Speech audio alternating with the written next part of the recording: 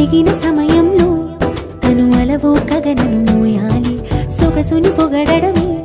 తనకలవాటైపోవాలి పనులను పంచుకుని మనసుంటే ఇంకేం కావాలి అలకని తెలుసుకుని అందంగా బతిమాల